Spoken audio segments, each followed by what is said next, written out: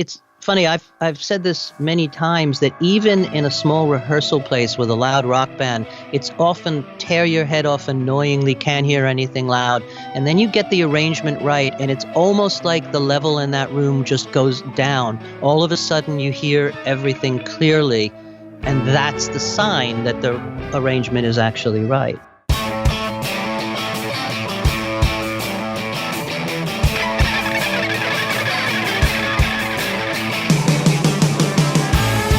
Welcome to Recording Studio Rockstars. I'm Lid Shaw, and this is the podcast created to help you become a rock star of the recording studio. Today's episode of Recording Studio Rockstars is sponsored by Roswell Pro Audio, maker of handcrafted microphones in California. Inspired design and impeccable attention to detail will help you capture a gorgeous vintage sound without the vintage price tag. Check out their beautiful line of microphones at roswellproaudio.com. You may already know that using true analog gear is one of the best ways to create a record. Yet increasingly, we live in a digital world, recording and mixing inside the computer. So what if you could have the best of both worlds? Tegeler Audio Manufacture is bridging the analog-digital divide by creating high-end analog gear that you can control from directly within your DAW. Offering a complete line of pro audio gear from compressors to EQs to reverbs and beyond, now you can get a pro analog sound while benefiting from the power of digital. Let your DAW move your knobs so your music can move you. Click the link in the show notes to learn more about Tegeler Audio Manufacture. Hey Rockstars, it's your host Lid Shaw, and welcome back to Recording Studio Rockstars, bringing you into the studio to learn from recording professionals so that you can make your best record ever and be a rock star of the studio yourself. My guest today is William Wittman, a musician, multi-platinum engineer and producer for artists like Cyndi Lauper, Joan Osborne, the Hooters, and the Outfield. He has held the chief engineer position at several major recording studios, which also led to several years as an A&R VP and staff producer at two major record labels, Sony Columbia and BMG RCA. He was a member of the alternative rock band Too Much Joy. Today, he plays bass in the band of Cyndi Lauper, both in her studio recordings as well as on her international tours. And as a musician, he has appeared on nationally televised shows, including The Late Show with David Letterman, The Rosie O'Donnell Show, CBS Late Late Show, Ellen DeGeneres, the NBC Christmas Tree Lighting Special, and New Year's Eve in Times Square.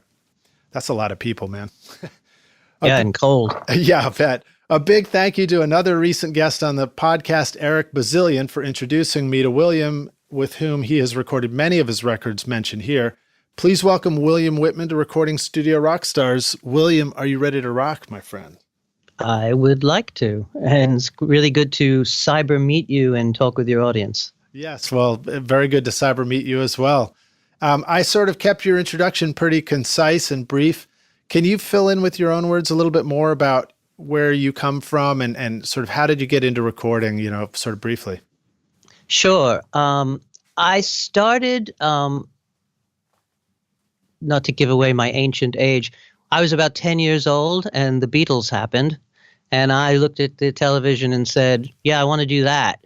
And like everybody else almost, ran out and started joining a band. And the first band I was in played nothing but the Beatles, but pretty quickly proceeded to write songs and play around and try to be in a rock band. And from being in a band, we found ourselves working in fairly low-level studios trying to make demos. And I was the one who was interested in that. I was the one who was always poking around in the control room. Hey, what are you doing there? And trying to figure that part out. I found it interesting right away. And from there, I kind of weaseled my way, I like to use that word, into hanging around and helping out and trying to find my way into working in studios a little bit, and found myself, because we had access to a studio, found myself playing around enough that I started to get asked. I was making our demos at a certain point, and people with friends in other bands would say, hey, can you come in and help us record? Can you record us? Can you help us get a better guitar sound or a better snare sound or whatever it was? And I found myself doing that first kind of in a friendly for free way, and soon actually getting noticed that engineers would say, I can't make it Tuesday, but how'd you like to come in and do the guitars for so and so? And I started doing overdubs and getting paid for it, as essentially as a freelance, but not that official. And where was this? Was this around New York? This was in London. Oh, in London. Yeah, and so I found myself sort of getting this work, and eventually, when my band was clearly not going to be the Beatles, I found that I wanted to try to get a regular job, and I got a job. The first job I got was actually as an editor, because I could read a score. I got a job editing 2-track classical masters that they would hand me the score and the notes of the conductor and the reels of the recordings, and say, we want the first 6 bars from this take, and then 1 bar from that take. And sometimes there would be one flute mistake, one note, try to take as little as you can from take 16 and put it into take 12. Yeah. And I was they were way. It's interesting. Classical music's always been way ahead of the curve of pop music in terms of wanting to fix everything. Interesting. Some of these pieces had hundreds of edits in them. So from there, I managed to move from the editing job to eventually getting real studio work as an engineer. And at that point, I came back to New York and got a job in what would at the time was I would have called a low-level studio. In comparison to what is currently around now, it was a mid to decent studio. That I took a job there purely because they would let me still record my band there. And so it was a chance for me to pretend I was still trying to be a rock star, but I was actually working full-time in a recording studio. Nice. And from there jumped studio to studio to studio and just sort of kept at it until I had enough clientele at that point to become a freelance. That's cool, man. I mean, it's that evolution from being interested into it to just keep doing it until it becomes sort of a full-time pursuit. You're talking about classical music and being ahead of the curve. Bob Olson was on the show a while back, and he shared some insight into parallel compression, that it actually came from the classical world as well. So I sort of think of the technology as being ahead of the curve as well. Yes, in fact, they were certainly the first to embrace digital wholeheartedly. I think if they could auto-tune, they probably would. That's good. I like that. Cool, man. Well, thanks for giving us that insight into your sort of background and history. I also like to ask our guests to share an inspirational quote on the beginning of the show. Have you got anything you'd like to share about getting excited about hitting the studio? Wow, inspirational. That's a high bar. It sounds higher than it probably is. We're all so easily inspired with making records.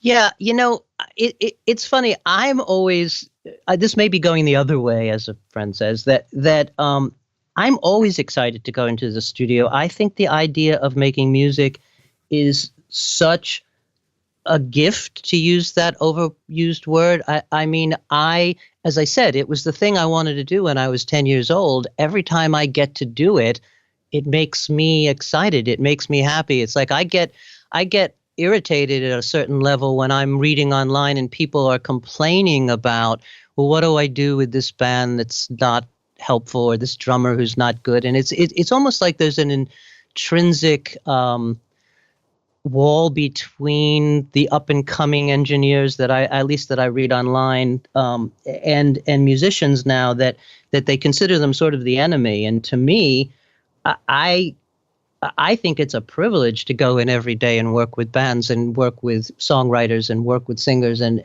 to me, it doesn't need inspiration. It is inspiration. I find, making music is the thing I always wanted to do. And the fact that I get to do it for a living for 125 years now is pretty great. Well, I apologize. What was your first instrument, and what instruments do you play these days?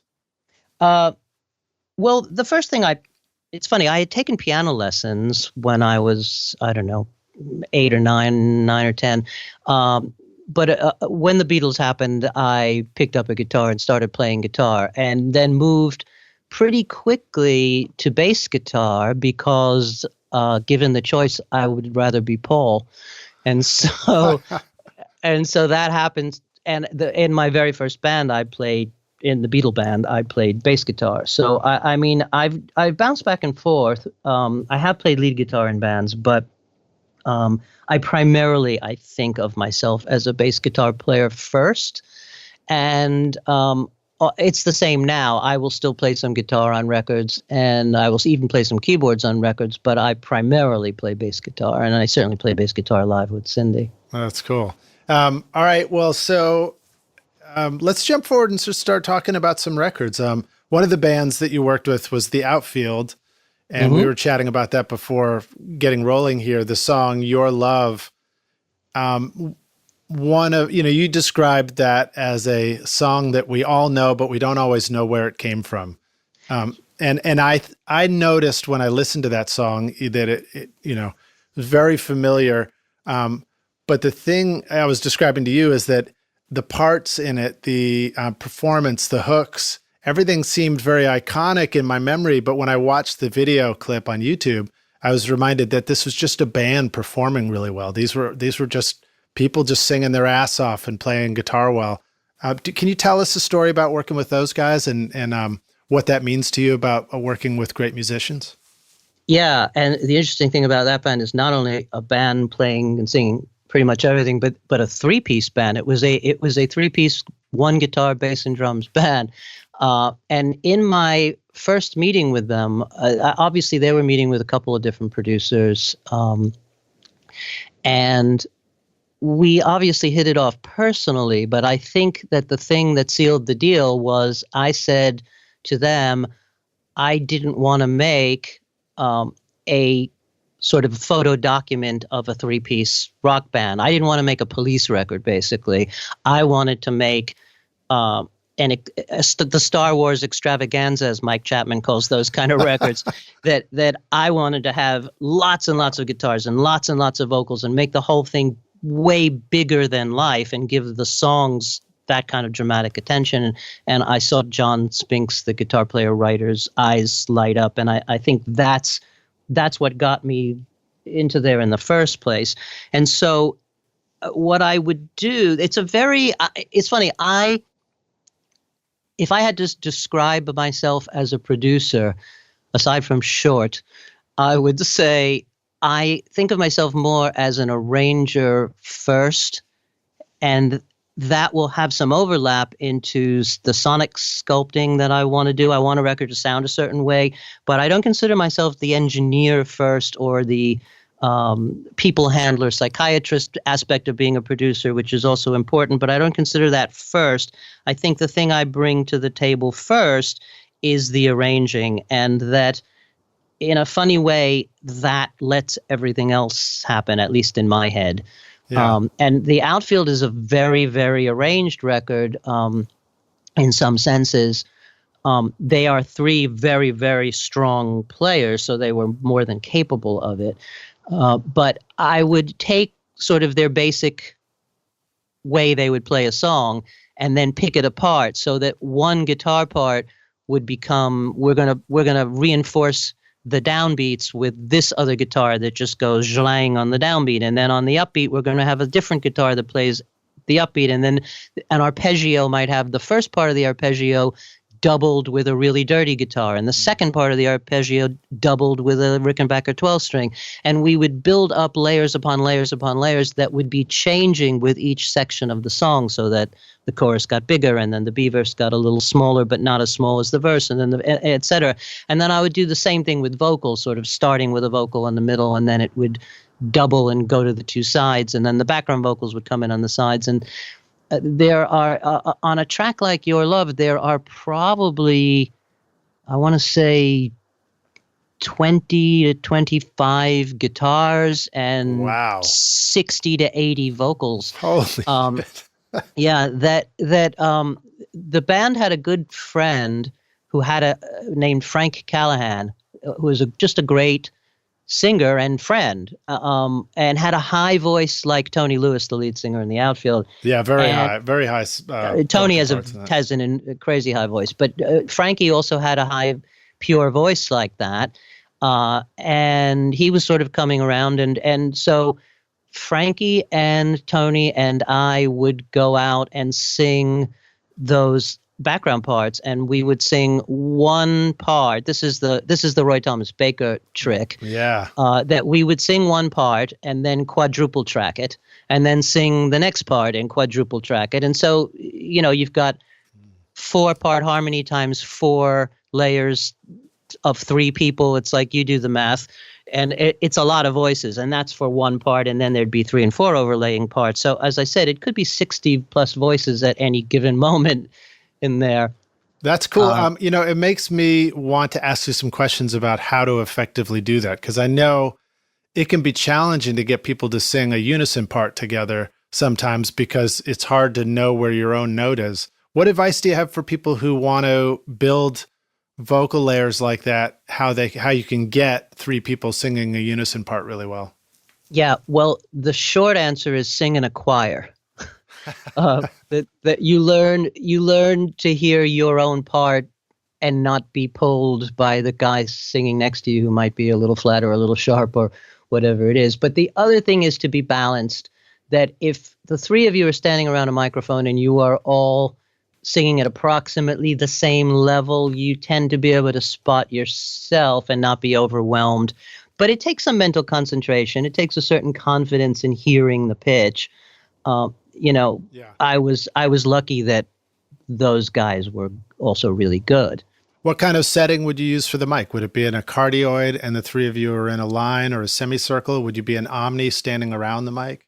No, it was a U47. It was the same mic I used for all the vocals on that record. It was actually Paul McCartney's favorite U47 that Air had borrowed from Abbey Road and conveniently never returned, because Paul would make a lot of his records with George Martin at Air. And so that mic was sitting there, and that's the mic we used. Is this the one where you went down to Montserrat or something like that? This is in Air London, in the Oxford Circus old Air location, which was a fabulous place. And it was just in cardioid, and we were standing, I guess, in sort of a semicircle, and the vocals were done in a fairly small room in Studio 3, more of an overdub booth than a full-on studio. I want to say it was maybe 12 by 12 or 14 by 14, something like pretty small. Okay, and then what about headphones versus playback on speakers versus one headphone on, one off kind of stuff? Headphones for sure. My feeling about one on, one off is I tend to sing that way. Some singers don't sing better that way. You have to find what works for you.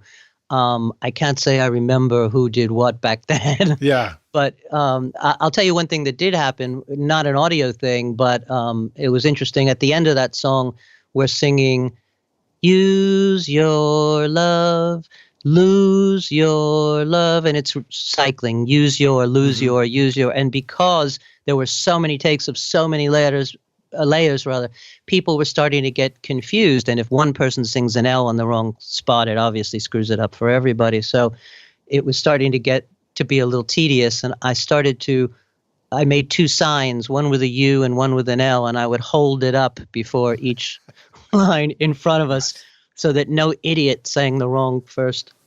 I don't really approach background vocals substantially different than I do lead vocals. If I want to make them different, I will probably do that with EQ in the mix, but even that rarely happens.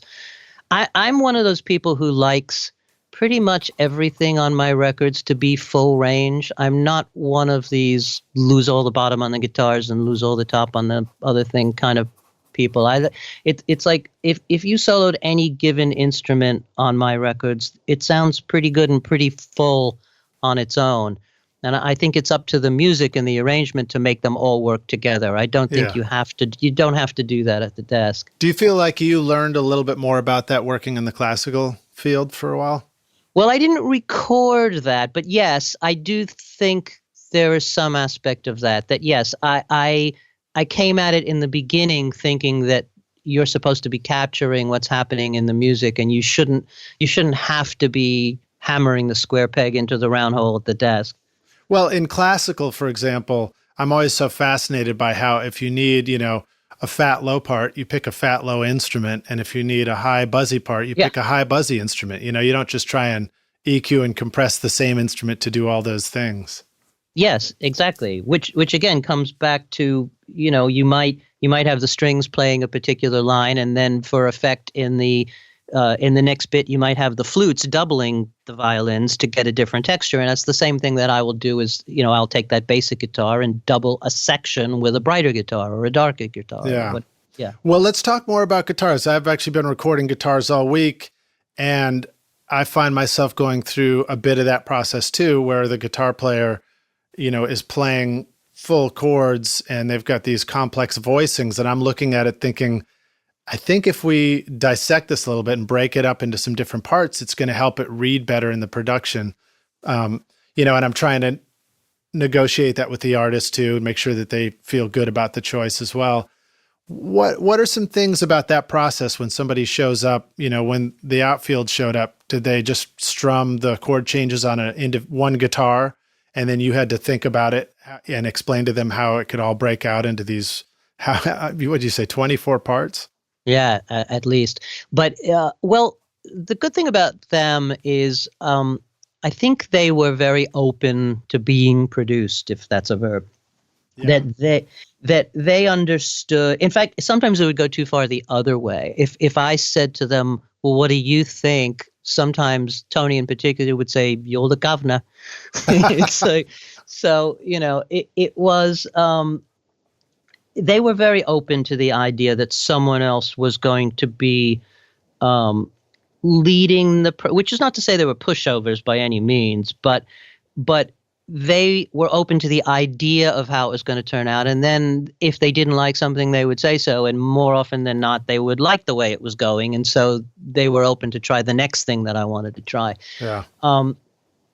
I do think that you have to have a certain amount of that openness to be produced. But on the other hand, I think that the answer lies mostly in, hey, do you see how you can hear that other part if you don't play the low strings on this part? And then they do see, or rather hear, that it works. Yeah. And I think demonstrating the result tends to be the best way to get your point across. And I think I always keep rediscovering how remarkable it is that a well-arranged version of a song can be a collection of the simplest parts and ideas. Yeah, very often it is. And I think it's funny, I've said this many times, that even in a small rehearsal place with a loud rock band, it's often tear your head off annoyingly, can't hear anything loud. And then you get the arrangement right, and it's almost like the level in that room just goes down. All of a sudden you hear everything clearly, and that's the sign that the arrangement is actually right. Yeah, I like that. I feel the same thing coming out of the speakers when I'm trying to capture guitars. A guitar that is a full voicing on a guitar that could be simplified. All of a sudden, the mid-range was ripping my head off out of the speakers, and now everything's sort of listenable, and I want to turn the track up. Yeah, exactly. There's a quietness that goes with it in a funny way. Oh, that's cool.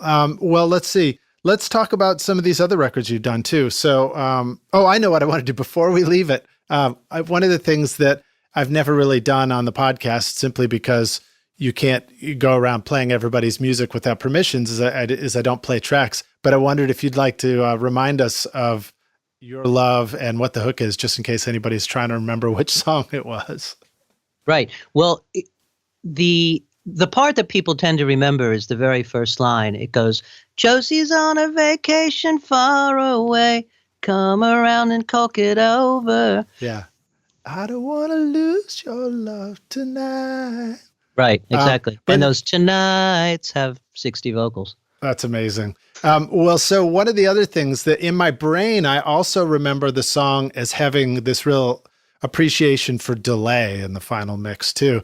And it kind of reminds me, and maybe I'm just misremembering it, but it also reminds me of that era with Men at Work and these Australian pop bands and just kind of that, having a real bounce in your mix that was a new thing in the 80s. Yeah, well, that was, it's funny. It was around that time. It was maybe a year or two after Men at Work, but it was certainly close to that time. And I was, more than anything else, they're sort of a light, fluffy band that I was trying to give more of a rock edge to than they were necessarily going to have on their own. So if anything, you can't hear it necessarily by listening to it. But my goal was more Pyromania than it was Men at Work. That I went for that sort of very affected effected Mutt Lange kind of snare approach on that. I made a sound with a Simmons drum that I was triggering off the real snare and that sort of thing. And the multi-layered guitars and the multi-layered vocals. And I wanted it to be sort of big rock with these fluffy little summery pop songs. Well, let's talk about that a little bit, because that was one of the questions I wanted to ask you, was that sort of recognizable production that arrived in the 80s with the big snare and the reverb and everything. What are some things for the times where we want to kind of get back to that? What are some good tricks to know about? What are some ways that we can record drums but give it that big sound with the big, huge snare? Well, it's funny. I mean, I was guilty of maybe being one of the propagants of that with Cyndi's record, with the Girls Just Want to Have Fun kind of big cracky backbeat snare, which isn't really in particular a snare, but I think that era also had a lot to do with FM radio being king, being where you sold records. And a lot of us noticed that when records hit the compression of the radio, what tended to happen, at least by my reading and a lot of people's readings, was that the vocal tended to get louder and the snare drum tended to get lower.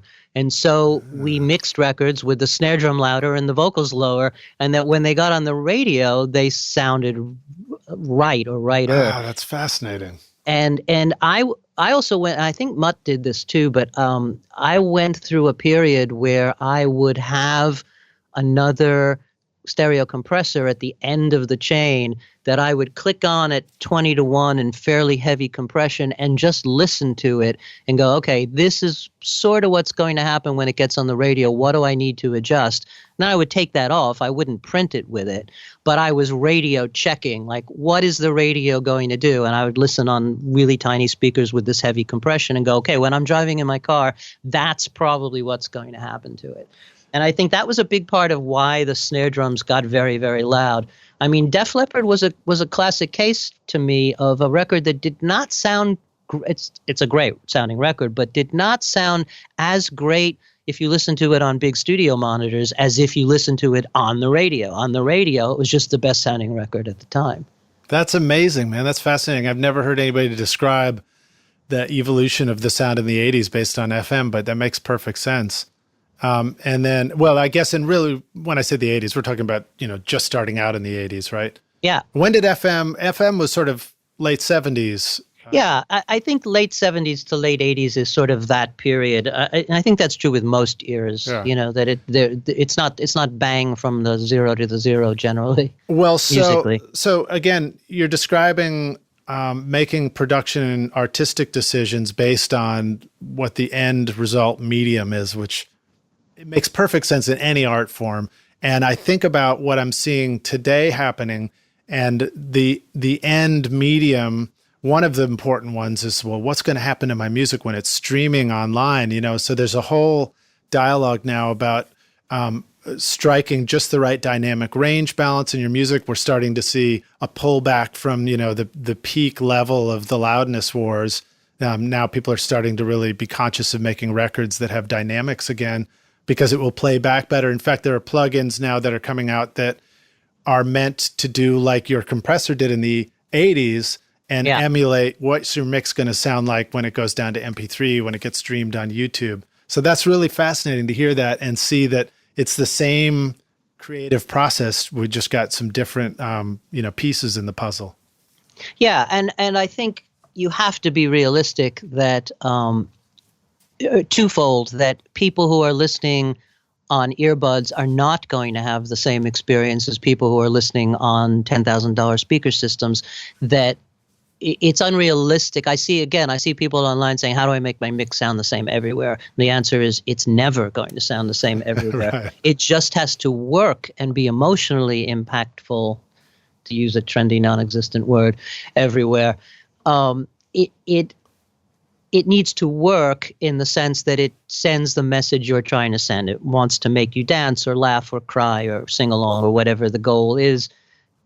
That is what has to happen, but it's not going to be that it sounds the same everywhere. Right. And the other half of that is that people listening on earbuds are listening to everything else on earbuds and have a certain set of expectations that you will need to fall into, but only into that. They will not expect their earbuds to have the bass of a huge subwoofer system. Mm-hmm. But they expect your mix to sound familiar when they listen to it on earbuds. Yeah, exactly. Yeah. Well, all right. So let's talk about Cyndi Lauper. So Girls Just Want to Have Fun, a wonderful song, wonderful production, very iconic hit. That had a lot of the elements we're talking about with this kind of big snare and stuff, but it also had this really raw punk rock thing. Listening to those songs again on that record just reminded me of how it seemed to appreciate punk rock and the 70s more than, or it was like the perfect crossover into the 80s, you know? Yeah, well, thanks. But yes, don't forget, we are coming straight out of the sort of new wave era into making that record, that those were the influences to a large degree. There is no 80s sound. We're part of what's creating it in a certain sense. Yeah. It's a very simple record in a funny way. There's not the opposite of the Outfield. There's not a ton of layers of stuff on that. There's maybe two guitars at the most on any given song, and a couple of 2 or 3 keyboard layers and bass and drums and a couple of little drum machine elements. That one thing we did on that record a lot was we started with a drum machine and overdubbed some ideas, and then went and put real drums on and overdubbed to that, erasing the original sketch ideas. But we would very often keep one drum machine element. So, for example, Girls Just Want to Have Fun has the Linn drum hi-hat, but the rest of the drums are real drums, or Anton Fig, except for a Roland 808 hand clap that Eric Bazillion is actually playing in real time, because there was no sync, there was no MIDI, we had no way to sync things up. Yeah.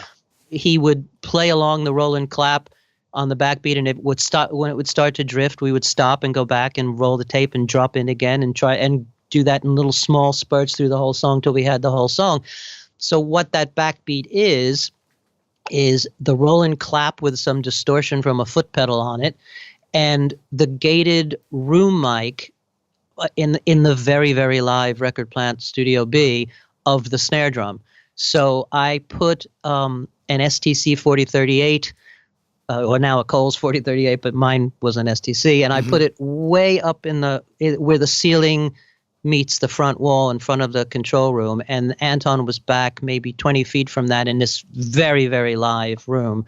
And so I would trigger that gate from the close snare mic, so that when Anton hit the snare, it would open the distant mic and close it very quickly, so it would just go psh. And yeah, and so that mixed with the Roland clap is the backbeat on Girls. So was there also a sort of a drum kit miking going on, and then this was layered on top of that, or did you just sort of assemble the snare? There was a full drum kit, but all that we ended up keeping and using was the bass drum and the gated backbeat, and from that particular song. I mean, on Money Changes Everything, it's the full-on kit. On Time After Time, it's his kit with his cross stick, but the Lindrum shaker or cabasa sound. Nice. And Money Changes Everything sounds so good too, man. When I was listening to that, thanks. that was, again, that's essentially guitar, bass, and drums with a little bit of keyboards and the choruses. Yeah. There's also a thing about that record now. I could be off base because if I'm referencing things on YouTube, you sort of never know what's between you and the record. But I noticed that there's a wonderful sort of upper mid-range crunch going on with that record. Do you have any comments on that and maybe where that came from? Was there something about the recording method or the mix or mastering that seemed to lend that? Well, I do tend to push the tape pretty hard. I mean, I record, I like 15 IPS, including on the multi-track. I just like that sound better.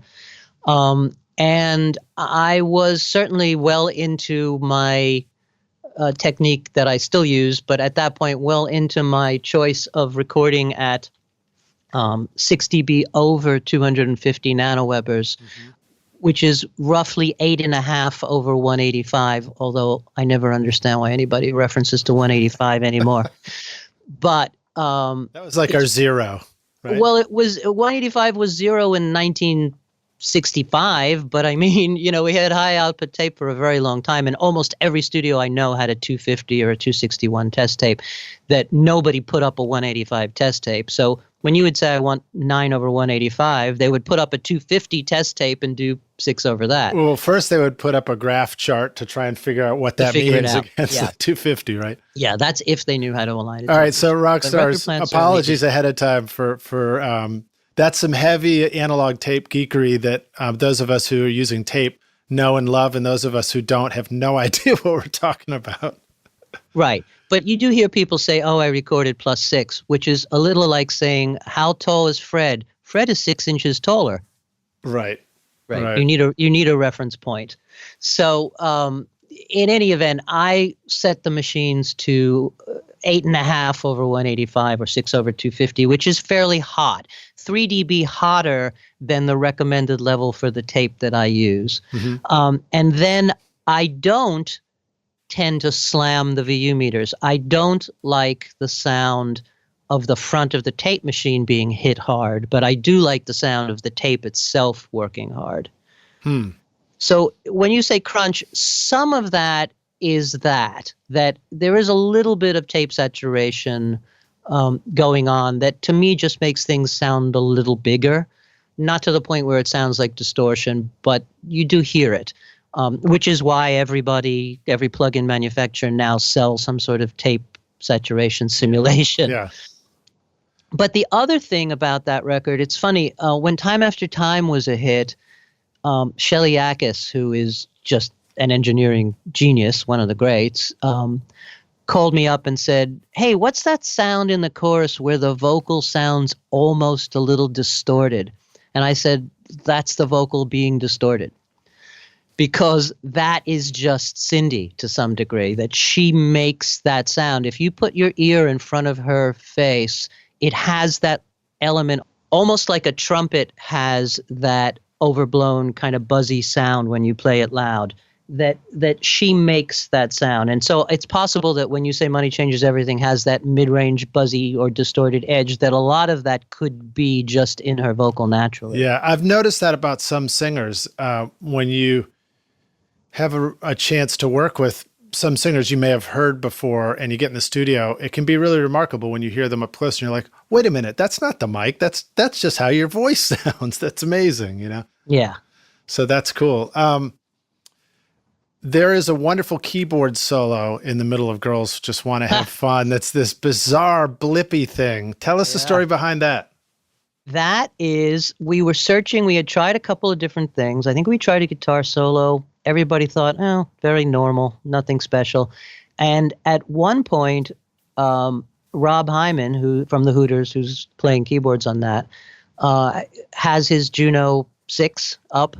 And I think out of a sense of sort of frustration and just fooling around going, I'm going to do something really silly to get everybody in a better mood, starts to play this crazy popcorn sound solo.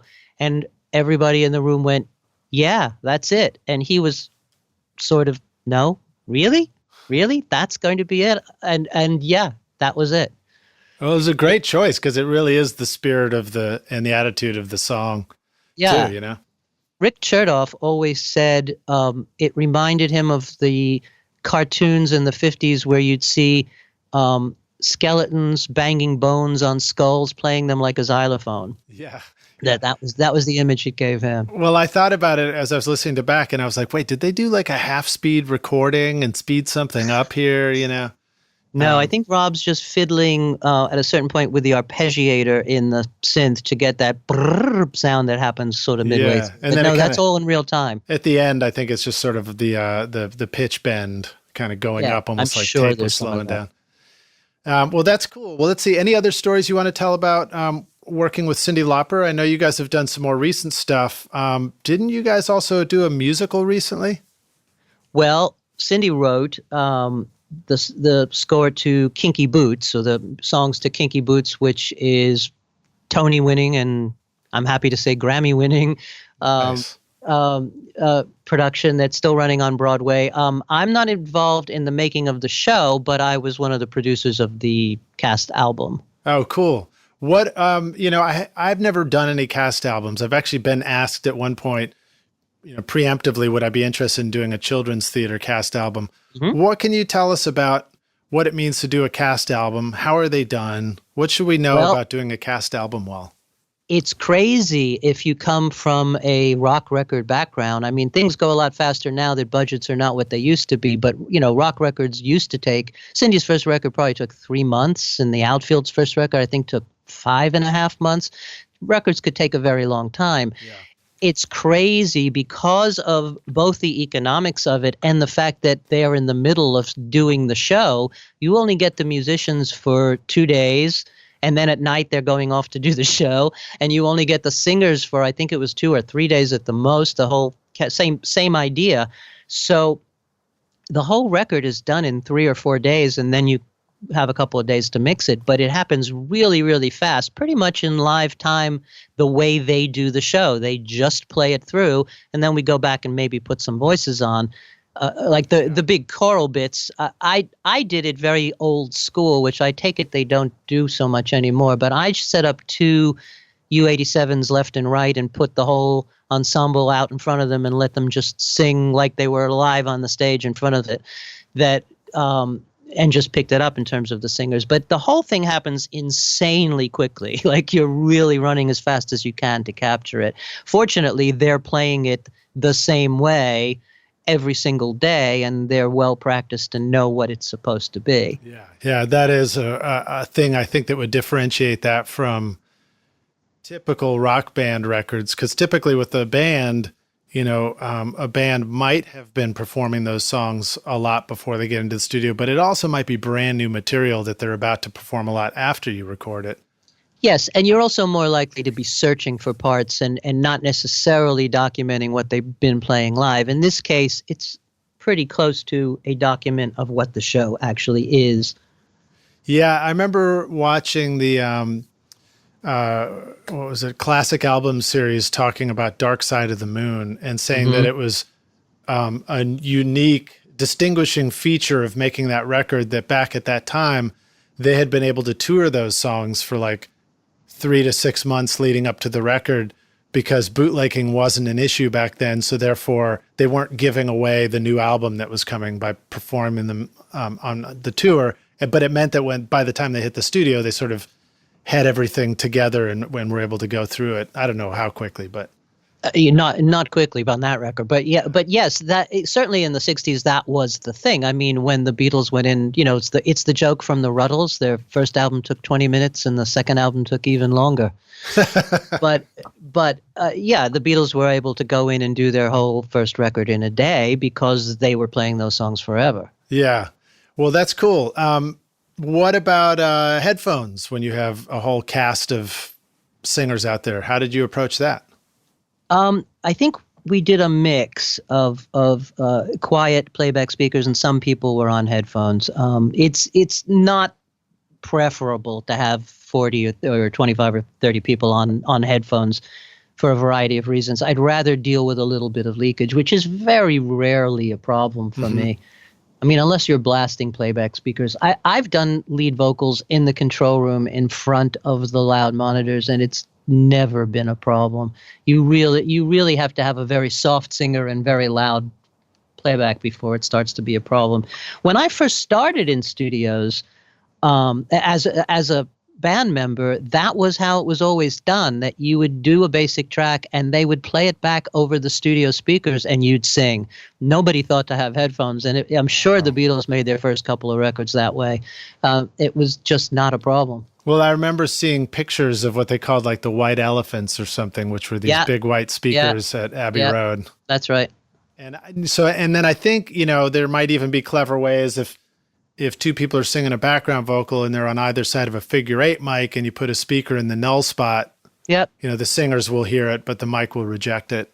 Yeah, I know all those tricks, and I've also heard the stories of people who put two stereo speakers out of phase with each other, trying to cancel it at the mic. I think a lot of that stuff is looking for a complicated solution to a non-existent problem. Yeah. That if the speaker is essentially behind a cardioid microphone and isn't so loud that it's competitive, either the leakage sounds okay or you don't really get it enough to matter.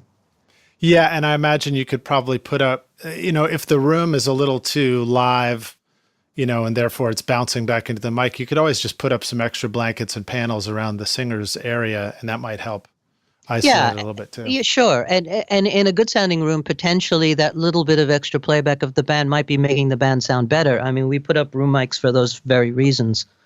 Yeah. Well, let's jump forward and talk about some other records. Would you like to share any stories about working with The Fix? Sure. I mean, I had always been a fan of theirs, and it's funny that I think it's when I first started to work as an A&R weasel staff producer at RCA that somebody interviewed me for a magazine and said, well, if there was a band that you wanted to produce, who would it be? And I said, well, the first thing that comes to mind is The Fix. And by some sort of cosmic coincidence, about a month later, I got a phone call from my attorney saying, would you be interested in signing The Fix? And they were looking to change labels. And I did, and got to work with them, which was absolutely a thrill for me. I just thought they were hugely underrated and just a great, great band. I went off to hear the songs, and we rehearsed in London. And I thought they had a lot of really great songs put together. And I'm trying to think exactly what the genesis of it was, but I think my plan was to record it in London, probably go back to Air. And at a certain point, I think the story was the band shared an accountant with Air Montserrat, with George and John Burgess's Montserrat holding company or whatever it was. And they said, well, our accountant, I'm pretty sure it was an accountant, told us if we can do the record in this little window, Montserrat is open between X date and X and Y date, and only that much. Because, the problem with a residential studio is you don't have fill-in work. You don't have somebody coming in doing a jingle for the day. People have to fly to Montserrat with all their gear and book time. And so there tends to be a little gap between projects. And they had, I think it was 5.5 weeks, not an insignificant period, but a lot less time than I expected the album to take. So I was a little nervous about it, but they were very, very keen to go. And Montserrat was going to give us a fairly good deal to use essentially their downtime and fill in their slot. And so we picked up and went to Montserrat, which was just paradise, just incredibly beautiful. Yeah. Can you share a story about sort of arriving there? Is there anything, do you just literally step off a plane? Was it like Fantasy Island? Did they like put a lei around your neck and say, welcome to Montserrat? Not quite that. It was more like we landed from various places into Antigua. John Agnello, who I hired as the engineer, had been my engineer for a while at that point, was with me, as was Cy Kernan, the lead singer. We all flew in together, and then the rest of the band flew in from London separately to Antigua, where you meet and then put all your stuff on a little prop plane that can make the hop over to Montserrat, which is a little hairy, but entertaining in its way. And that's pretty much it. It's very, very sleepy. It's like you feel like you're landing at your own little private airport when you get in there. Very, very quiet, and very, very beautiful. All black sand all the way around. It's a volcanic island, which turns out to be its undoing as well, that it has a live volcano on it. Wow. But is just the most friendly and beautiful place.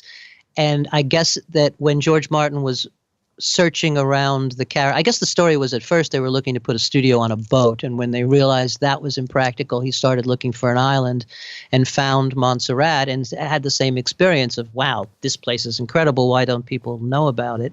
Plus it was British, which made it easier for Air to do all the things they had to do to get equipment in and out. And geographically, for those of us who don't know, where is Montserrat? It is pretty much off the coast of Antigua and Nevis. I mean, it's in that little area in the Caribbean. Okay, all right, great.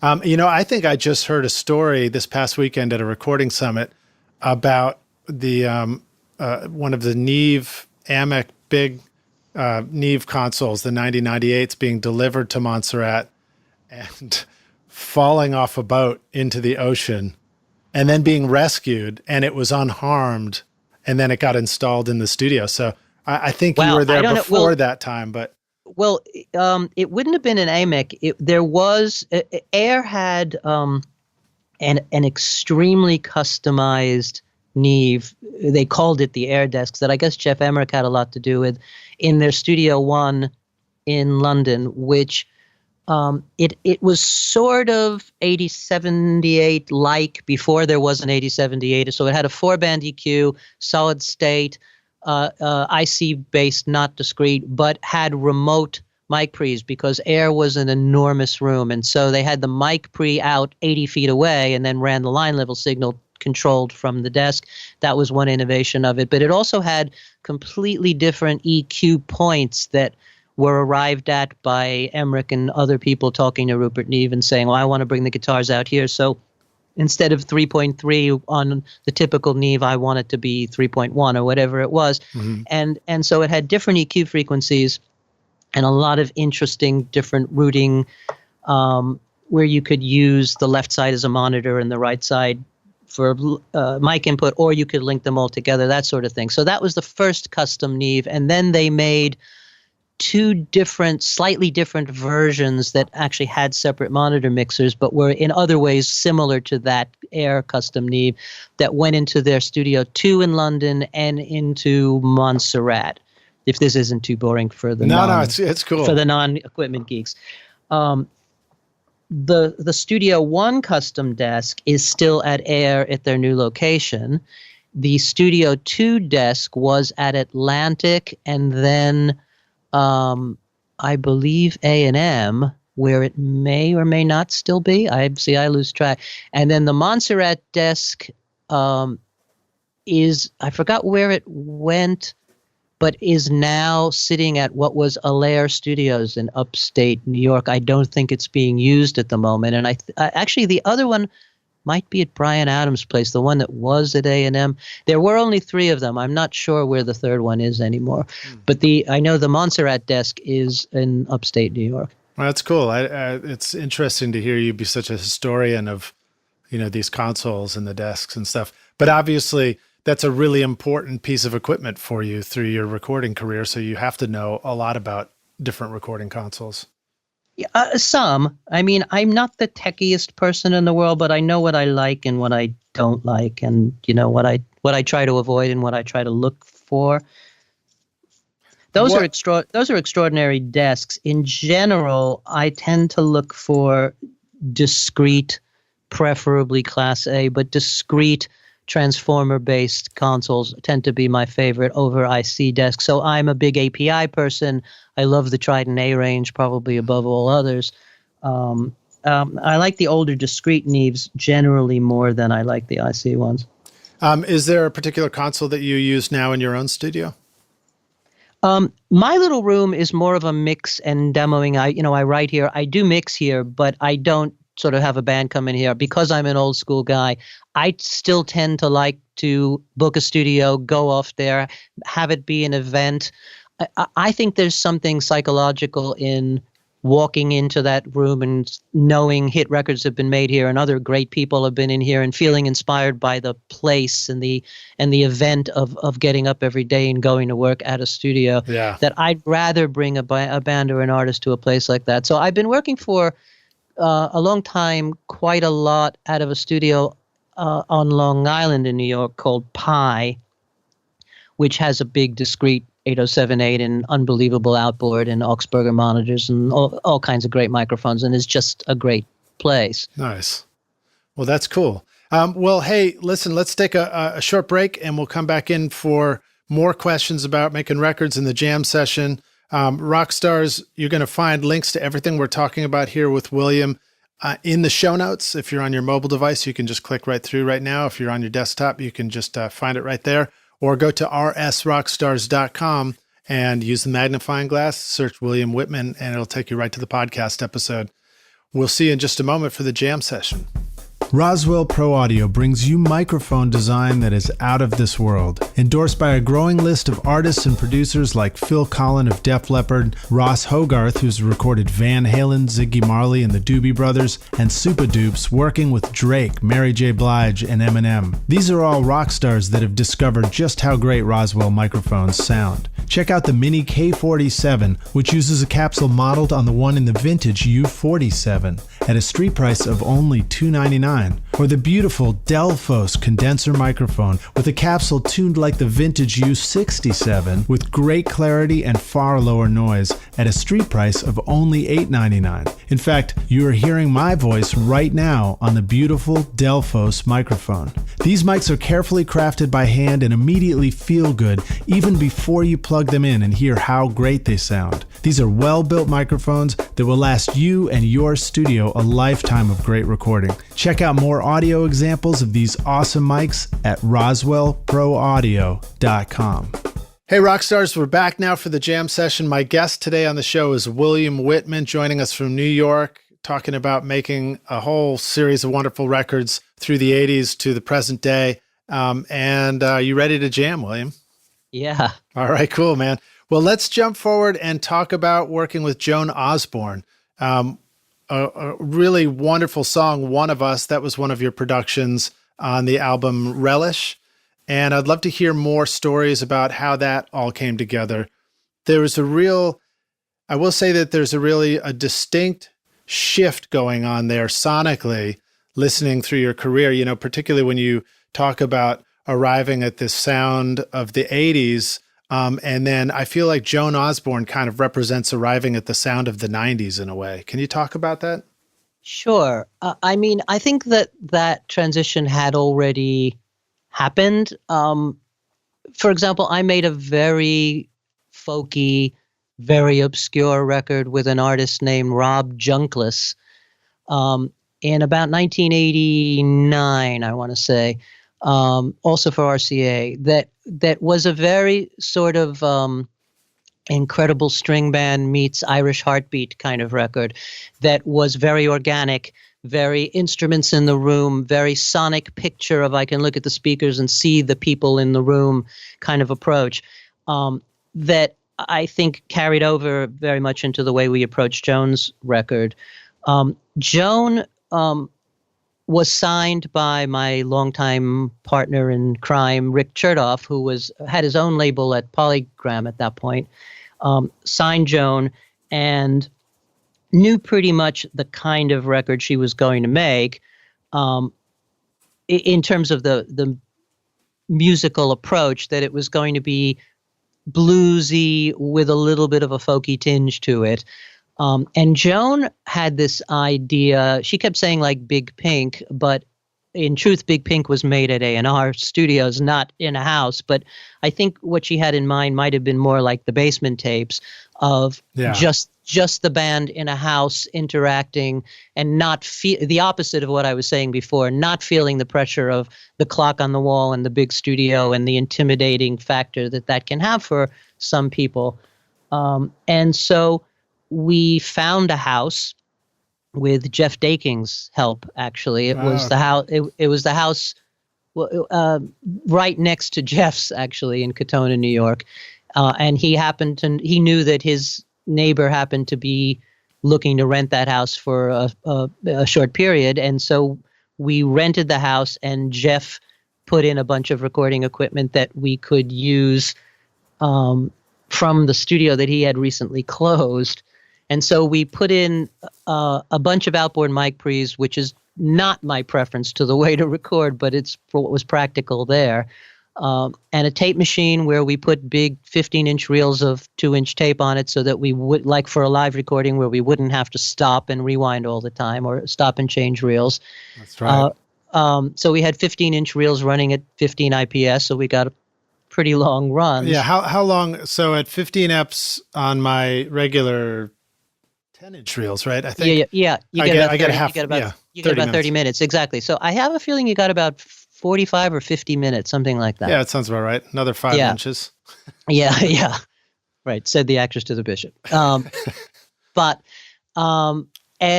And so we actually had a console that I just used for monitoring through, and then used all discrete, as I talked about, discrete transformer-based mic pre's to record everything. And people were spaced around in the house, and we were sort of sitting in the dining room with monitor speakers where we could hear what was going on but not see anybody. Joan was actually standing out on the porch between, it was kind of a double layer where they had built a second porch in front. So there was a thin glass windowed wall, and then the porch, and then the actual stone wall at the front of the house, or wooden wall at the front of the house. Mm-hmm. And she was standing in that hallway, basically singing. So she was singing live with the band, but isolated. Right.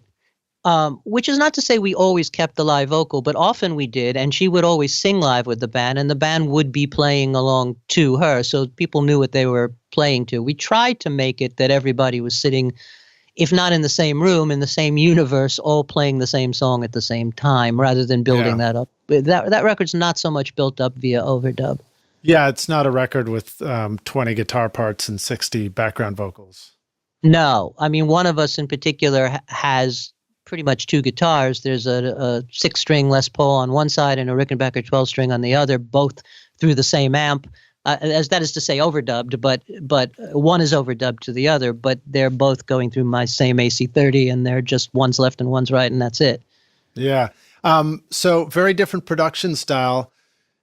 You were acting as producer, but you're also an A&R with the label at this point? No, not on Joan's record. On Joan's record, I'm the engineer, basically. Okay, all right. There's a lot of overlap with Rick and me over the years that we've produced together. He's sort of been the third wheel when I'm producing, and I've been the engineer or the associate producer or additional producer when he's producing. There is a lot of overlap there, but that's Rick's production. What about the shift of the music industry between, the record like The Outfield and Joan Osborne? Were budgets vastly different already, or were they similar still at that point? Joan's budget, I think, was still pretty hefty. I think about that 90s was still like a real peak for the music business. Yes, people were selling CDs, and the record companies were making a lot of money from CDs and reissuing product on CDs. And so, there was still a real budget scene going on. People were still getting paid. So there was, I guess, part of a question was there any part of you that felt like doing a more minimal record somehow would be risky in terms of having enough sales versus a record that might have had so many guitar overdubs and vocal overdubs in the past? Or was it very clear that styles and sound and taste had changed, and this would just be the right way to make a record at that time? I think it was I don't think we were conscious of styles changing. I know we were aware of some things that were living in a similar universe, but on the other hand, you're what is this, 95 we're talking about, I think. I mean, so you're hot on the heels, you're pretty close to Nevermind being the record of the century. It's like we certainly didn't make a record like that, but so I don't think it was so much trying to be a product of its time as just that these were the records. They were records we loved, and they were the records Joan loved, and that suited the music we wanted to make. And I think if we were handed Nirvana, we would have made the right record that goes with that. This was just the record that went with Joan and Joan's music at that time. Yeah, it was like in the post Nirvana Nevermind, it was just okay to record a band sounding like a band. It seemed like. Yeah. Yes. Although very much you could say like the Outfield. I mean, how many guitars are on Nevermind? It's not one guitar, bass, and drums. It's very, very layered up. It was a very edited record too, I think. Yeah. Yeah. Okay, cool. Well, so let's see. What else do we want to talk about? We hadn't talked about the Hooters at all. Do you want to share any stories about recording those guys? Eric was on the show. He talked a lot about many of these records as well. Maybe you can talk a little bit about working with Eric and working with the Hooters. Yeah, well, we go back a very, very long time. I met those guys when, and again, Rick Chertoff brought them in when they were in a band called Baby Grand, which was a kind of a, dare I say, fusion-y, prog rocky kind of band in 1977 or 8.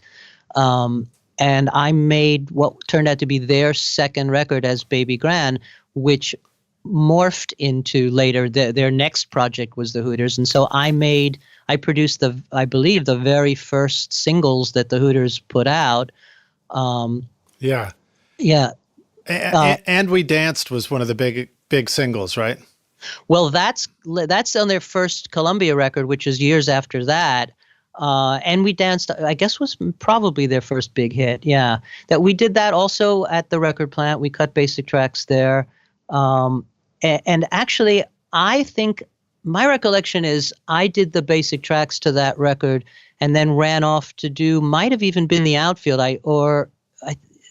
My memory starts to fade. It was either the Outfield or a Graham Parker record, but I had something else I had to do. And so John Agnello, who had been my assistant and then had started to be my engineer, went to Philadelphia with them and did all the overdubs on Nervous Night, that album. And then when they were done, they came back to New York and I mixed it at Atlantic. Okay, well, let me ask you this. I remember that on And We Dance, there's sort of, if I recall, it kind of starts out very acoustic. Yeah. With the Hooter, the melodica and everything. Melodica and mandolin, yeah. Yeah, and then it drops in with the full band, kind of kicks in. That's right. And I wonder if you can comment on that production decision and how to effectively do that in a song. Have you sometimes found yourself wanting to do something like that, but something about the intro isn't happening unless you get the guitars right a certain way? Do you have any advice for us about doing that kind of broken down intro where the band drops in a little bit later? Well, I think it's just, I do like that sort of thing, and I think I've probably done it a lot. I think it tends to happen in reverse, at least for me, where you have the song starting and then you're looking for an intro and you say, well, what if we took some elements and you have to remember those elements do exist throughout the song, that there is a mandolin and a melodica coming in and out periodically. And so we took elements that exist later in the song and tack them on in front, sort of say, let's play a version as if you're standing on the street corner playing that song. I can't honestly say whose idea that was anymore. I don't remember. Probably theirs. But the thing is, I think if the elements exist, it's a lot easier to make that transition. I would say the trick is that it can't sound too small at the front, but at the same time, it has to kick in and be substantially louder so that when the band comes in, it's not a non-event. You want the lights to go on and the curtain to come up at that moment and really feel the difference. I've noticed that I would say that a song coming into the studio for the first time, a couple of areas where an artist or a band is least likely to have a specific idea yet would be the intro, the very beginning of a song, and the very end of a song. Usually the middle and the verse and the chorus is where all the attention goes, maybe the bridge. And it was a lesson that I learned to, like you said, sort of reverse engineer an arrangement and a production where you go deeper into the song and you're hearing things while you're working on it where you're like, ooh, that might be nice up front. And it's pretty cool in Pro Tools and in the digital world where it's so easy to just go steal a bit or a piece and just throw it up front and sort of see what it does.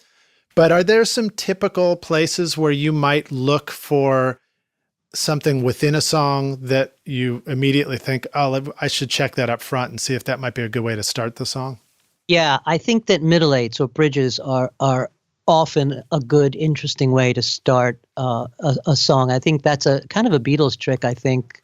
I can't think of an example straight offhand, but I have a feeling that's a Beatles trick that I've stolen from them. Nice. Well, I mean, the obvious example is, the end of the middle eight in "I Want to Hold Your Hand" is the instrumental bit that they put at the front. It's basically "I can't hide, I can't hide."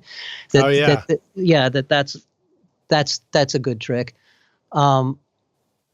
Does a middle eight or a bridge often have sort of a halftime feel to it, or some sort of rhythmic shift that might go with it up to the front of a song? Sometimes. Is that a legitimate question? No, sure. I don't know that that's an automatic thing. I think it can be that, but I think it's often if it's a good middle eight, the kind of thing you'd steal for an intro, I think that it has some chordal relief and variation from the general motif that maybe the verse and the chorus is a little less likely to have. So it's something different that sort of sets you up rather than sort of more of the same. Whereas if you take a bit of a verse or a bit of a chorus, it's more likely to be similar to what's about to come in. Yeah, so like maybe it's got the minor 6 chord in it or something like that. Yeah, exactly. Okay, cool. Very, very good. Okay, so now here's another story that you started to share beforehand. I had misread on your discography that I thought it said Led Zeppelin, and I was like, really, Led Zeppelin? And I asked you about that, and you had a funny thing to share about that. Yeah, that actually, I made a record with Les Zeppelin, who are women who play Led Zeppelin, and awesome. are really good. I mean, they tour and they do really well doing that. And the interesting thing for me about that was the guy that I made that record with, Perry Margolef, is in pretty close touch with Jimmy Page for various reasons. And Jimmy was very supportive of this project, which he tends, I think, not to be about anything Zeppelin related. He's very protective generally. Mm-hmm. But for some reason, he really liked the women and really liked what they were doing and the whole thing. And so he was unusually forthcoming that we were trying to be kind of faithful to that first record. And if we had a question, what guitar did you use, or how did you do something, or even how you just approached getting the track to something, he was willing to talk to Perry on the phone and tell us how he did something in a way that he is famously reticent to do. And I'm forbidden on pain of death to say what some of those techniques were, but it was fascinating to me to have a window into the actual making of those first couple of records that he was willing and has, at least claims to have, an encyclopedic memory of how they did things. That that was that guitar. I mean, he's very, very definitive about it. My friend, I should say as a disclaimer there, my friend Brian Kehoe, who wrote the Recording the Beatles huge 500-page book. Oh, yeah. He says something that I think is very smart. He said, it was years and years of research went into that. And he said he found that everybody would often say, no, I remember exactly how it happened. And you'd talk to 7 people and get 2 or 3 different stories. And they all were absolutely sure that was the mic we used, or the place we did it, or what guitar it was, or, whatever it was. They're all absolutely sure. And I've seen this myself, that Eric will know absolutely how we did a certain thing, and I absolutely remember we did it differently. And Brian said the only takeaway that he could offer was you have to go with consensus, that if 4 people remember it one way and 3 people remember it the other way, well, then the 4 people win, that it was more likely the way it was done if more people remember it that way. I sort of feel like on the podcast, you have to go with whoever tells the best story. Yeah, that's a good way to do it. I don't know. In the era of fake news, that might not be such a great strategy. But well, yeah, that's true too.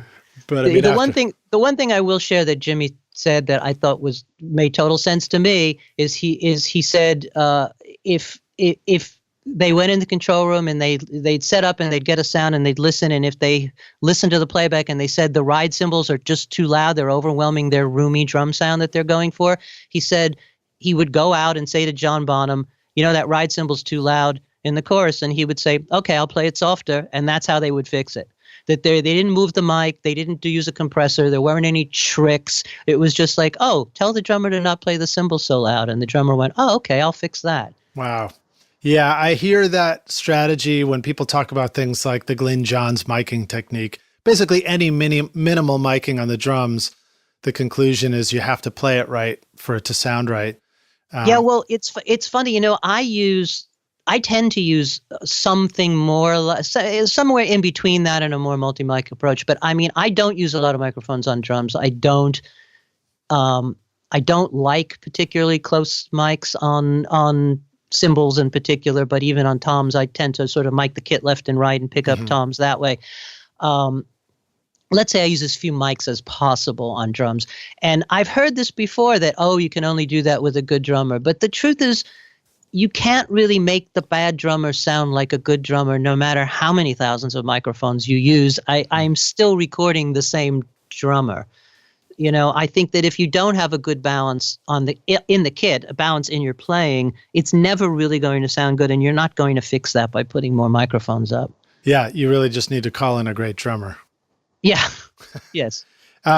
Let's talk a little bit about some drum mics that you do really like to use. Can you share with us some go-to mics for miking up a drum kit? Ones that you've, maybe not, you don't always use the same ones, but ones you've really enjoyed? I pretty much do use almost always the same ones. That I tend to like either an RE20 or an SM7 in the bass drum.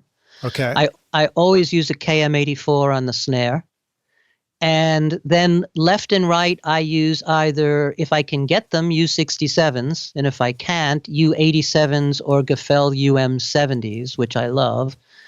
And that's pretty much my drum sound. Then I like ribbons in the room, usually Cole's STC 4038s, which I tend to position sort of left and right wide in front of the kit.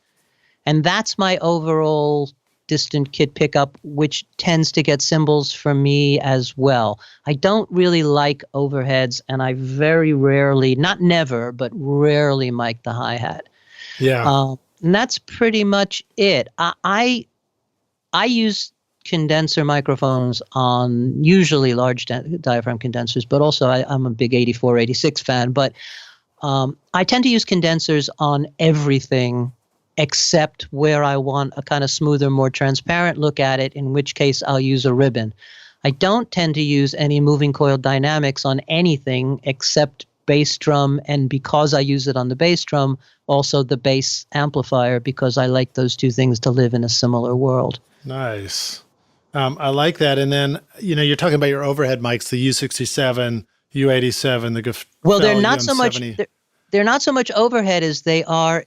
One is sort of straight in front, looking down in at the hanger toms, and one is around the drummer's right side if he's right-handed, looking across at the floor tom side. So they're kind of a skewed left and right view from in front of the kit looking in rather than overhead. Oh, interesting. Wow, that's cool. So instead of being above the drums looking down or behind the drummer looking forward towards the kit, they're out in front looking sort of toward the drummer? Right. A little more of an audience perspective. That's right. How do you think you arrived at that particular configuration? I guess through trial and error and through looking at it more as a camera lens, like what am I trying to pick up here? Or what is the angle that I'm looking at the drums that I'm trying to get here? But I also found over the years that the closer I was to the toms, the smaller they sounded. And when you get back a couple of feet, they just get bigger. They sound like what you want them to sound like. Plus, you get the added benefit of the snare drum being picked up now in the stereo pickup, and it's getting bigger and more naturally in place as well.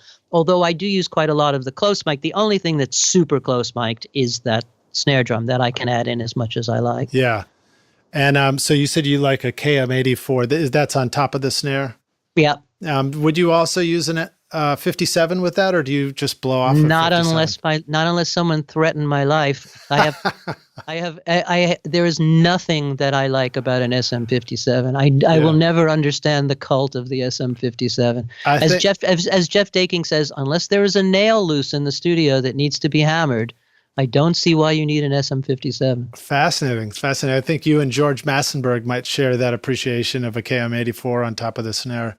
Yeah, a lot of the EMI and Air guys also used 84s. I think Emmerich had used a 54 and then transitioned to an 84, and Alan Parsons used an 84. I know Ken Scott used it some, but uses a Sony C48, I think he likes on snare. But, definitely there's a certain school of condensers on snares that is more my trip. Does a 84 have a pad built into it? Is that part of why it can work on top of a snare? Yes, it definitely takes the level. Is it just sort of a switchable pad on the mic? How does that work? It has a little slidey 10 dB pad.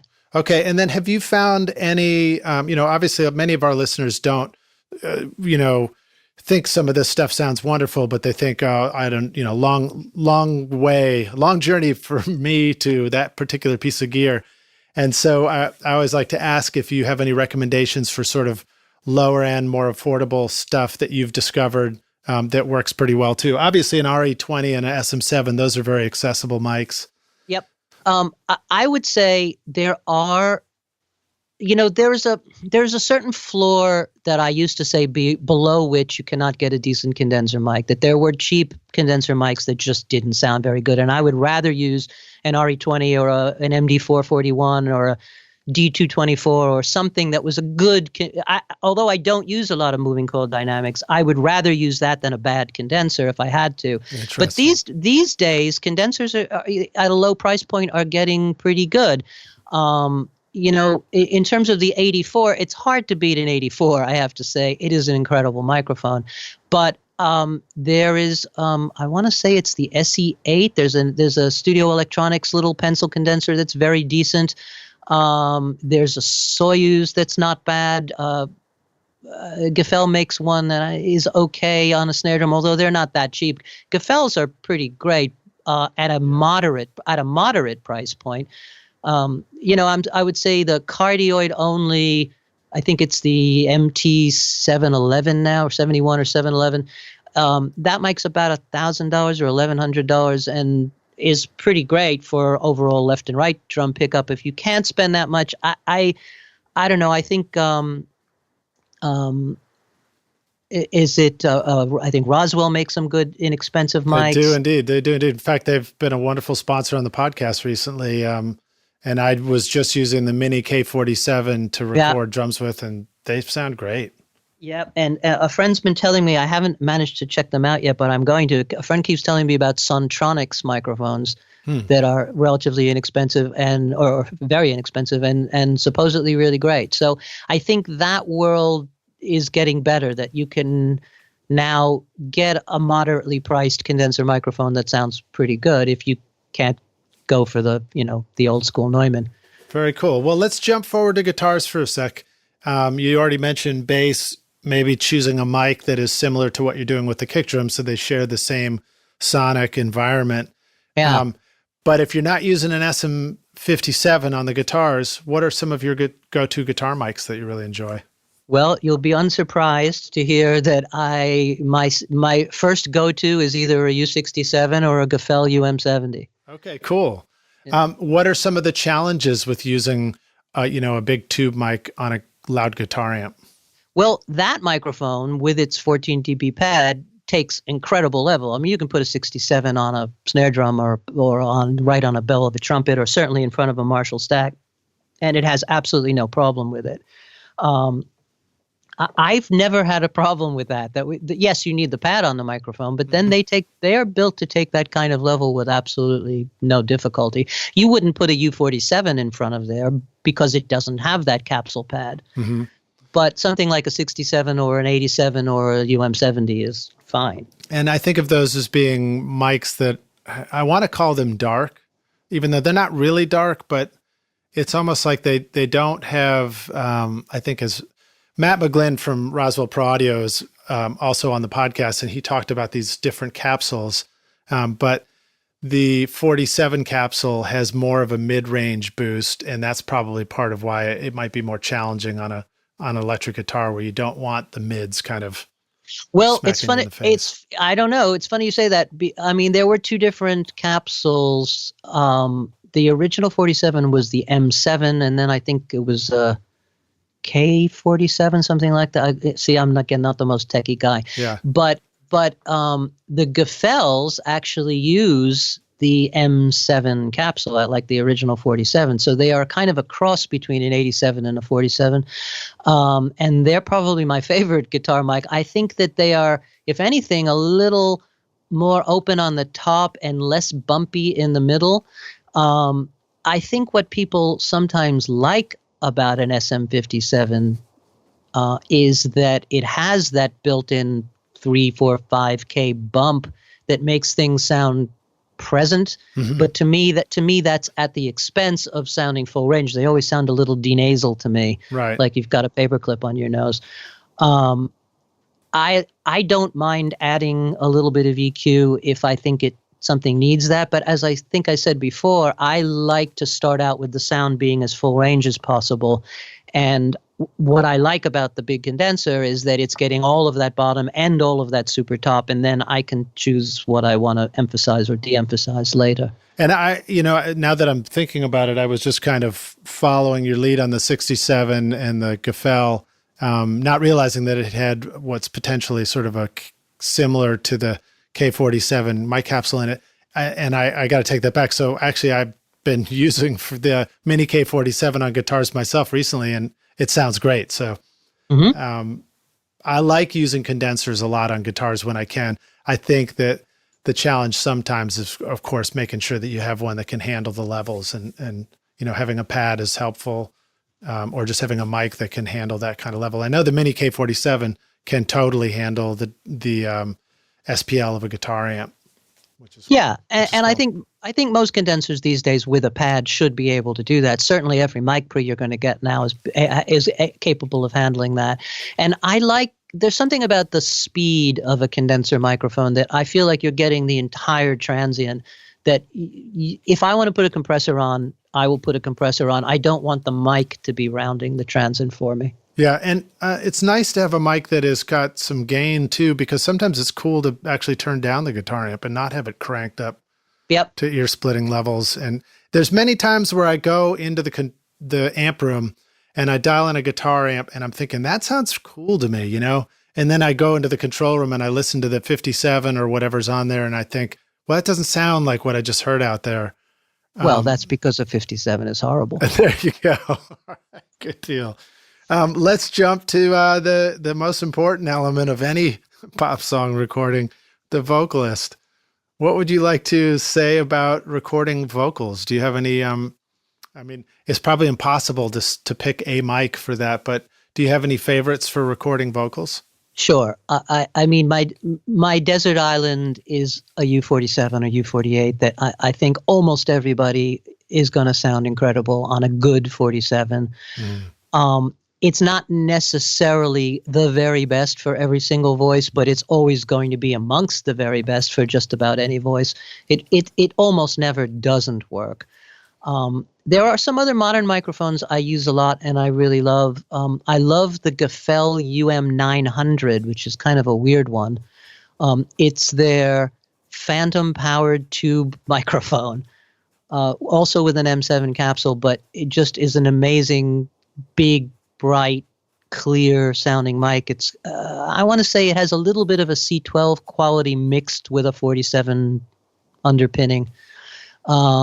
That's an incredible microphone. I also a big fan of the Dirk Brauner's VMA microphone is, again, maybe a little more C12 like, but on some singers, on women in particular, I find is just a huge, beautiful microphone. Nice. What about the process of recording vocals? Do you have any thoughts about, doing a couple of takes and getting a performance versus many takes and comping it? Obviously, when you talked about producing the Outfield, that is a process that accepts we're going to dig deep into this whole recording everything and get every single little part right. Well, I have to say, sorry to interrupt you, but I mean, I have to say my preference is to keep going until you get the one you think you love and then fix that one. That with the Outfield and my preference in general, but we certainly did the Outfield that way, we would get a pretty good vocal and then go bit by bit dropping in to fix it until we had the one that was the one. That I am not a big fan of doing 100 takes and comping. I don't think I have the brain power to keep track of so many takes that people like to do. Mm-hmm. It's one thing to do 2 or 3. If you have a really phenomenal singer, I mean, Cyndi likes to sing maybe 3 times and then listen and pick and then say, okay, what do we need to fix? That works for me. I'm not a big proponent of the let's sing 50 of them and put it together, because I just don't think you have perspective on the story anymore doing it that way. Yeah, I think that's good advice. And then, if you're on tape and you're fixing things, then you're making decisions to erase and lose what's there. That's true. In the computer, you may not necessarily have to lose that thing forever. Right. You're never losing it anymore, unless you choose to. And I don't know I don't know anybody who does choose to destructively record. So yes, that's right. You can always change your mind. And I think it's one of the brilliant things of Pro Tools where you can slide the edit point, that if you want to take the pickup, you can take the pickup, or if you want to keep the old pickup, you can keep the old pickup, but just by moving the edit point. But I would generally prefer to shoot for the one that has everybody in the control room going crazy and say, yes, that's the one. And when you have that excitement or that emotional connection, then it's easy to go back and just say, but you know what, the first line of the song could be a little stronger. Let's take a couple of more of those. I'd rather know what I'm searching for. I think it comes a little bit from my experience as a player, that I find if you're sitting in the studio, we've all had this experience, I think, where you do a take and then you're looking through the window at the people in the control room and they're sitting there and they're talking to each other and you don't hear anything until finally somebody presses the button and says, yeah, let's do another one. And it's like, that to me drives me absolutely crazy. It's like I try very hard to never just say, let's do another one, without saying, because that was a little flat, that was a little sharp, that was a little ahead, that was a little behind, that wasn't particularly exciting. Whatever it is, it's like, I think without direction, let's just do another one is not particularly helpful to anybody. It's funny that you use the term let's, because I noticed that a long time ago, how readily from the control room we make it a group effort, which is the biggest bullshit in the world sometimes. Yes, it's that's right. Hey, why don't we sing this again? Which really means you have no idea what I'm thinking. Just keep singing out there and keep pouring out your heart, and hopefully I'll capture it, Exactly. And that's kind of soul destroying for a performer, especially for a singer. But I also think it's dangerous territory for a producer, because often what you're looking for as the producer is that same thing with a small alteration. It's unusual that I want you to go out and do a completely different read than the one you just did, but that could happen if you don't say anything, if you just essentially send the silent message, that wasn't it, do another one. The singer could take a very strong left turn into territory that's not useful to anybody. Yeah, and I notice that sometimes, and then as a producer, you're then having to tell them, oh, that's too far, or you have to explain to somebody all I meant was that one word was sharp. Yeah. Okay, cool. Let's talk about monitoring in the studio. Do you have any comments about favorite home studio mix setup monitors, or just monitoring in general? How important is it? What do people not know that they need to know about setting up monitors to get great results in their studio? Well, I don't know that I can be prescriptive like that, but I can tell you about me, and I don't know how useful it is to other people. But I grew up in an era where people listened on the big speakers in the studios and on stun. Everybody I worked with and everybody I was around listened with the speakers pretty much all the way up all the time. And to me, the crucial thing is you learned, hey, you see when the snare drum sounds like that on that speaker at that level, that's when it sounds good. It's like you learned what it's supposed to sound like listening like that. And that's still pretty much how I work. I listen pretty loud. Some would say very loud. Mm-hmm. And I've worked with some other people who will listen even louder than me, but not a lot. I tend to work on the big speakers if I can trust the big speakers, in a place that I like, a place that I trust. I will listen on the big speakers and listen pretty loud at the level that the music desires. So I will listen to a punk rock band a lot louder than I'll listen to making Cyndi's country record, but I'll still listen on the big speakers loud. And I feel like what I know is what it's supposed to sound like at that level to work. I'm not a fan of checking at different levels on different speakers a lot. That just confuses me. Although I know common wisdom is to do that, to listen on 4 sets of speakers and at all kinds of different levels. I just find it confusing. Well, you kind of started out with that too, where you said it's just not going to sound great everywhere. Yeah, there's that too, that you can drive yourself crazy trying to make it sound right in an NS10, but nobody's got NS10s at home. It's like the thing I care about the least is what it sounds like on an NS10. Yeah. So I tend to look for studios where I like and can trust the big speakers. And then I also like the added benefit of, how do I put this? Like, I like that when I make a record at Air, it sounds like Air. And when I mixed a record at Blackbird, it sounds like Blackbird because I used their big ATCs and I mixed on them and that was it. And to me, you hear, part of it is the sound of the room you're recording in, of course, but part of it is what those speakers give you and make you tailor the sound to. And I enjoy that aspect of a sense of place of where I made the record. And so, I would rather work at a place where I can trust the big speakers. Having said that, I have for a long time now, and use at home and sometimes take with me if I have to rely on not the big speakers. I am a fan of the JBL LSR128P, which was I think their first powered bookshelf monitor. And there have been several iterations since, but I still have the LSR28s and think they're terrific, that they hold up very well for me. And my little nothing room with the JBLs translates really, really well. I can go to Sterling and pretty much cut things flat out of my room, which is a surprise, but a happy surprise. That's cool.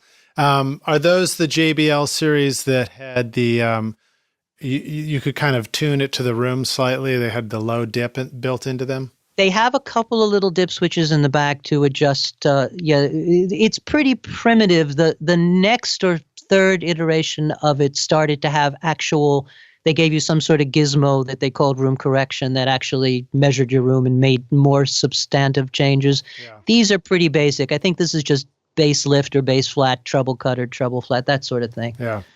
Well, my takeaway from what you just shared with us is that if you can find a pair of speakers or something to listen to and you can identify something about a record that sounds right to you and enjoy listening to that on those monitors, then that's going to help inform you when you're mixing that, if it was the snare, when you're recording, you can figure out how to get your snare to sound good on those speakers, and that becomes your benchmark. Yeah, that's essentially right. I think it's monitor speakers are a question. It's a very personal thing what works for you and doesn't work for you, and I think it's a question of what they make you do.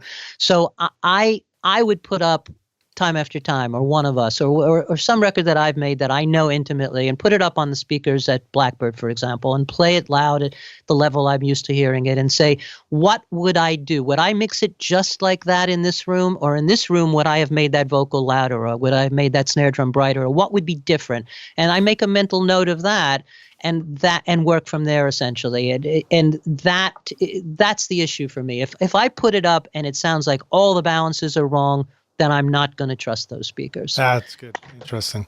All right, cool. So we're getting close to wrapping up here. Is there anything more you'd like to share about mixing? Are you mixing in Pro Tools in the box yourself a lot? If so, do you have any do you want to talk about that, or just sort of have any advice for those of us who are also doing that? At this point at home, I'm mixing either in the box or a slightly hybrid system where I still use my Audio and Design's Compex stereo compressor on the stereo bus. But other than that, it's in the box. And I actually have the Slate Raven MTI at home now. Oh, no kidding. Which I'm really loving, I have to say. That, for the longest time, I never liked I couldn't find a controller for Pro Tools that I really liked. I just felt a little disconnect between the faders and the screen. And so I was actually happier mixing with the mouse. If I couldn't mix on a proper console, I would rather mix with the mouse than on a controller. But the Raven has changed that it feels very connected to me, that I love being able to just reach out and touch, first of all, with 8 fingers at a time and mix the way you really would mix on a desk, where I can have my 2 fingers on the drums on my left hand and be writing the vocal with my right hand and feel that interaction again. And also, it's absolutely great that you can open a plugin window and manipulate the plugin directly on screen. I just find that sort of stuff takes a whole layer out of the process, that it connects me back to the process as if you're using outboard equipment in a way that just is making me enjoy the mixing in the box a lot more again. That's cool. That's encouraging. I actually don't know many people that are using a Raven yet to be able to comment on it. I know that on pretty much every system, there's always some place where you might make an error. So I might reach up on a console and grab the wrong EQ channel by accident, or I might, tweak the wrong plugin up on the screen, not the one I meant to. Is there anything along those lines that you've discovered in that kind of touch controller world where you're like, it's wonderful, but I do have to watch out for this one thing? I have to say no in that sense. In the opposite sense, the Raven comes with this whole set of macro buttons that come pre-programmed, but you can also program your own that they call batch command. And I'm very shallowly into that world. Like, I've programmed a few that I use for myself, and I use some of the pre-programmed ones, but I'm only just getting into that. And if I never get deep into that the way the real ninjas are, I'm okay with that too, because I'm an ancient old school guy. It's just the fact that it functions essentially like a console for me is fine for me, that I don't necessarily need it to do all that. But I haven't found a pitfall. If I reach out and touch something, so far it's doing what I expect it to do. Plus, I have to put the disclaimer that, there's always Command Z, right. That, it's not hard to undo something in Pro Tools. That's cool. I don't remember what else I was going to ask you about that, but that's very encouraging, and I like hearing that. And I have not had a chance to work on one of those touchscreens, but I look forward to it. Let's jump forward and just go to our closing question, unless there's anything else that you wanted to talk about that we didn't cover. Well, the only other thing I don't know if you wanted to talk about was, I did have this experience. Cyndi made a country record with Tony Brown producing, and I got to record and mix that, which is coming up on about 2 years ago now, which is amazing. I have a terrible timeline. I can't believe it's 2 years. I always say my timeline is only, did it happen before Sgt. Pepper or after Sgt. Pepper? This was after. But we went down to Nashville and used like all the hotshot Nashville players and did it at some major studios. I mixed it at Blackbird, and it was pretty interestingly different but great experience. And the one thing I get, and I should say we did it almost entirely live as well. Cyndi singing in the booth, the musicians on the floor, everybody's playing to her singing it live, and we kept it. That was it, except for guest vocalists and then maybe one guitar solo overdub from Vince Gill. Pretty much it all happened live on the floor with the band playing to her, which I think they were somewhat not used to, at least anymore, and had a good time doing that as well. That's cool. But the thing that struck me was that I was very impressed with the Nashville scene of, first of all, the players are obviously great, Yeah. but you know, there were great studio players in New York and LA and London, but I don't know that there are so many anymore, because there is not that vital recording studio scene that not only were the players great, but the studios were together, the assistant engineers were super on top of it and great. And just the fact that there still is a studio and studio guy scene that's active and vital and going on there was really eye-opening and made me jealous in a certain sense. That, you know, I wish that still existed in New York, and it made me want to do more things there. Well, come on back to Nashville, man. Yeah, I'm looking to do that. You know, I met Tony Brown when I was an intern at Woodland Studios in East Nashville 20 years ago. And I remember hearing a story about him. I mean, I just met him briefly, but somebody shared a story with me about him, because at that time, of course, I was young and I wanted to make records. And, you know, you're like, well, what do I do? What do I do next? That kind of question. And somebody described Tony as somebody who, even when he was an intern answering the phones in a studio, if somebody asked him what he did, his answer was always, I'm a producer. Yeah. Before he produced. Or I don't know if it was before or not, but I remember really struggling with that myself initially, because I always felt like, well, I'm an engineer, but you know, I'd really like to do some production, you know? And I thought that was a great takeaway. It's just like, you know, I'll fake it till you make it kind of advice. Exactly. I'll tell you something about that. That when I was, I had been doing some producing, but I really obviously wanted to be primarily a record producer. Excuse me. And I made a record as the engineer. I made the Scandal record with Mike Chapman producing, who's, again, one of the greats. And I was talking about this, kind of moaning to Michael, and we were talking about credits. And he said, you know, even on records where I essentially worked with an assistant and I did all the engineering and twiddled the knobs myself until I got it right, he said, I always credited that assistant. It would say engineer, that is, you know, and that assistant's name. And he said, if I sang backgrounds, I didn't take a credit. If I did hand claps, I don't take a credit. And he said, Bill, do you want somebody to call you and say, hey, I see you did hand claps on the Scandal record. You want to come and do hand claps on my record? Said, no, you want them to call you because you're the producer. He said, so the only credit I take is as the producer. That's the thing you want to be known for. That's interesting. That reminds me of the idea of giving the engineering credit to the assistant. Of one of my mentors is a guy named Brad Jones down here in Nashville. And when we first started working together, he so readily gave me engineering credit if I worked with him on a record. And I really appreciated that as somebody who was, you know, coming up, and, you know, I felt really, really honored to do that. But it also reminded me that we've shared working with some artists you and I have, because I think two credits that were on there. One of them was a band called P-Shy. Yeah. Which I think I worked on the record after you worked on their record. So I think you did a record and then Brad and I did a record here. And the other was Richard Julian. Oh, right. Yeah, so. I love Richard. Yes. I only mixed Richard's record. It was I don't know where it is in his discography, but it was a solo record for, I think, for a little Atlantic spin-off label. But yeah, I thought he's a phenomenal songwriter. I had a really good time mixing that record. Yeah, great guy.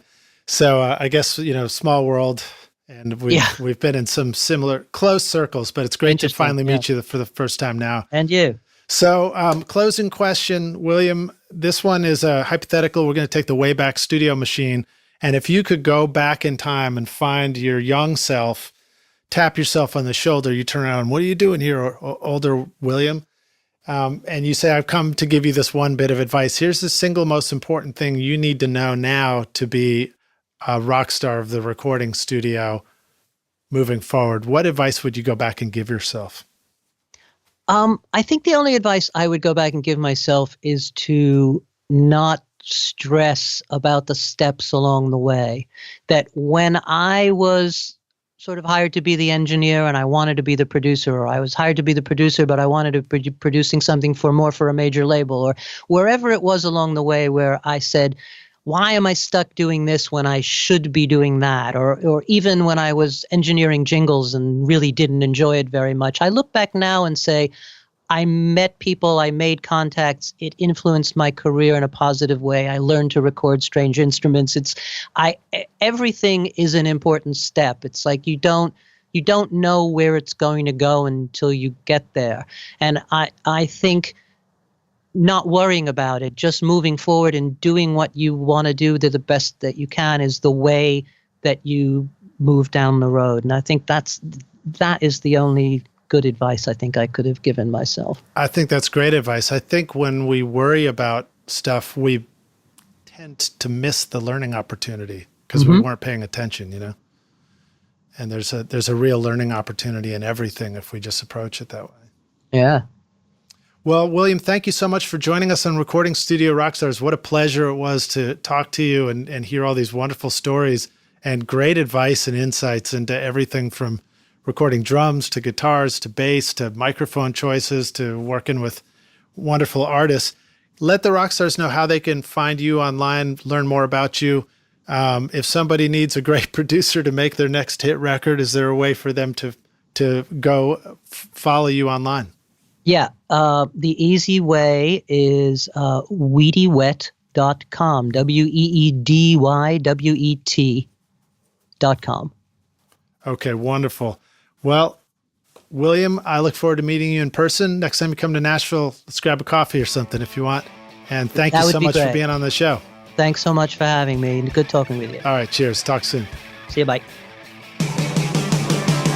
Thanks so much for listening to Recording Studio Rockstars. If you enjoyed the show and want to help make it better, please leave a rating and review on iTunes to help reach more people. You can click directly over to iTunes or go to recordingstudiorockstars.com/review for an easy explanation. And if you want more free content, all you have to do is text RS Rockstars to 33444. Again, that's RS Rockstars to 33444, and I'll keep you in the loop with articles, videos, and podcast updates. And I'll let you know about any upcoming giveaway offers, all totally free. Thanks for listening. I'm Lij Shaw, and this is Recording Studio Rockstars. Now, go make great music.